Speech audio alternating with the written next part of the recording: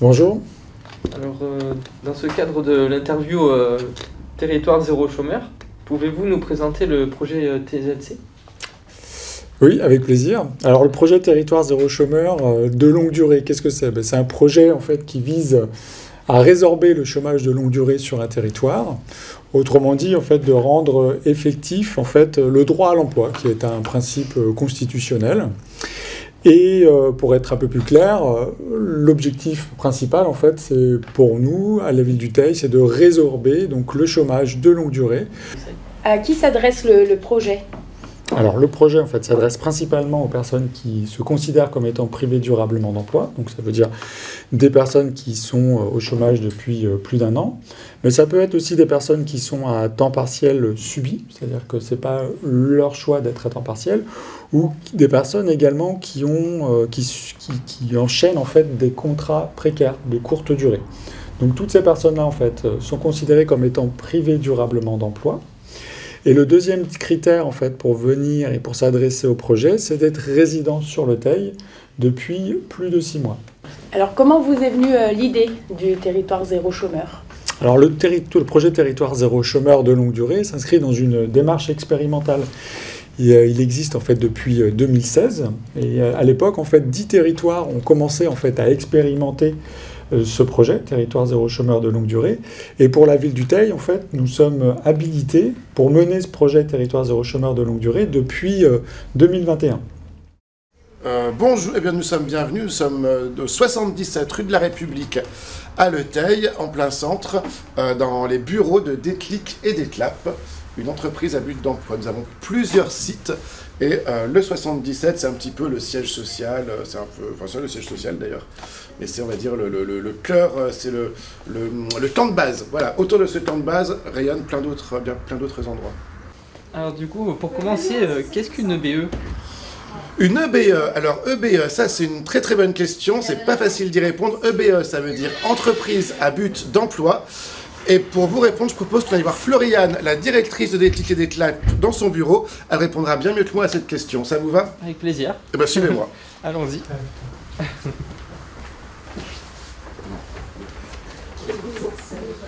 Un peu plus de lumière. Donc Floriane, qui est directrice, et qui peut vous dire en quelques mots, c'est quoi une EBE?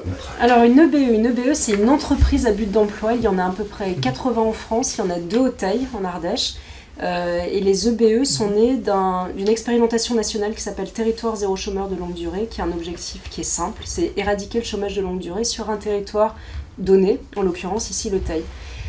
Donc en un peu moins de 2 ans, en 2 ans on va dire, il y a 110 chômeurs de longue durée qui ont été embauchés sur le territoire du Teil, dans une des 2 EBE, Activitail ou Déclic et d'Éclap chez nous. Et il en reste 140 encore à embaucher pour éradiquer le chômage de longue durée. Voilà ce qu'est une EBE. D'accord. Ah ben parfait. Un deuxième enjeu, c'est de bien connaître le dispositif Territoire zéro chômeur, parce qu'on est dans une expérimentation nationale avec des règles qui sont spécifiques. Une des règles très spécifiques, par exemple, c'est qu'on ne peut pas créer des activités qui soient concurrentielles. Oui. Voilà, parce qu'on crée de l'emploi, on ne détruit pas de l'emploi existant. C'était alors l'historique de Déclic. Alors, l'historique de Déclic, Jordan. Au départ, Déclic s'est construit sur une association que j'ai créée il y a quelques années, qui s'appelait The Teil to Be, et qui est une association plutôt dédiée aux jeux de société et à l'animation autour du jeu, et qui a notamment créé un lieu un peu particulier qui s'appelle le LOL, le lieu ouvert ludique. Mais pour vous expliquer tout ça, pour vous expliquer ce qu'on fait maintenant, le mieux c'est que je vous emmène au LOL, comme ça vous allez le voir en image. Vous me suivez, on y va? Allons-y. C'est parti. Mais c'est pas mal. Donc voici le LOL, lieu ouvert ludique. Donc là, c'est ce qu'on appelle plutôt la salle de jeu, suivez-moi. Donc, une salle avec, on a à peu près pas loin de 400 jeux de société. Il n'y a pas que des jeux au LOL, puisqu'il y a aussi un bar où on peut trouver plutôt à boire avec du circuit court, des jus de fruits locaux, de la bière, du vin même. On a une petite licence. Et à grignoter avec un snack, grapes, gaufres, frites, etc. Et aujourd'hui au bar, c'est Samia et Jennifer qui vont bientôt commencer à préparer le plat de ce soir. Oui, c'est ça. Vous allez nous cuisiner quoi? Un curry de légumes avec du riz. Et sinon, au LOL, quelle est votre fonction? On est vachement polyvalent parce que on peut faire de l'animation, comme on peut faire des prestations extérieures, comme on peut faire de la cuisine, du périscolaire. Il y a un peu de tout. Donc c'est vraiment, on est en polyvalence complète. Et vous avez connu comment LOL? Comment j'ai connu le LOL? Moi, je l'ai connu quand je suis allée à la maison des projets, que je me suis inscrite pour travailler. Et du coup, on m'a proposé soit de travailler à Déclic et des claps, soit de travailler à Activité. Et du coup, pour moi, qui bouge beaucoup, c'était mieux ici.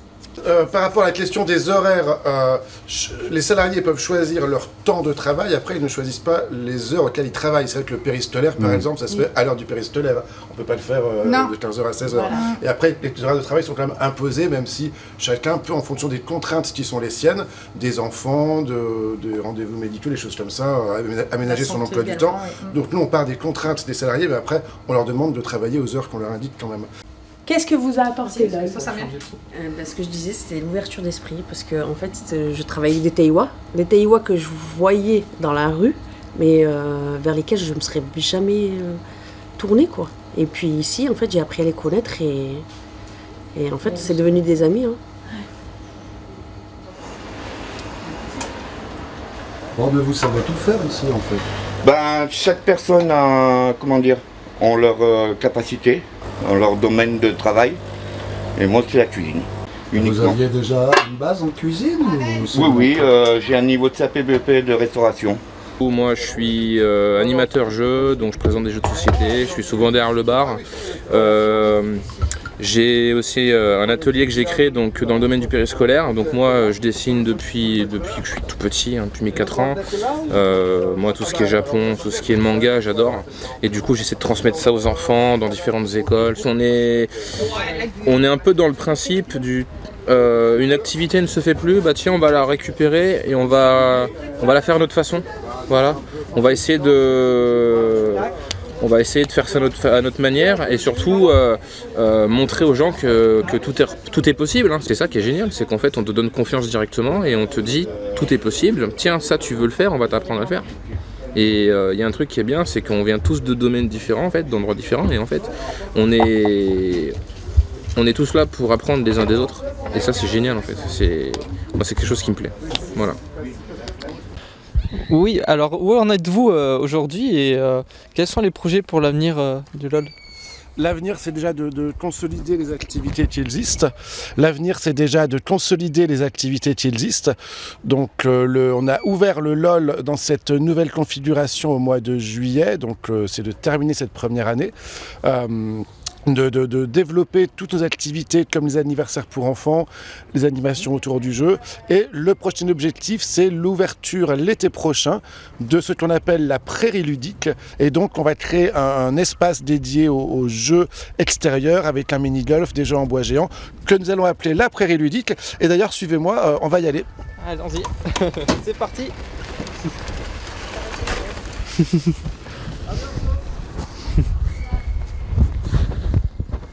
Suivi jusqu'au bout.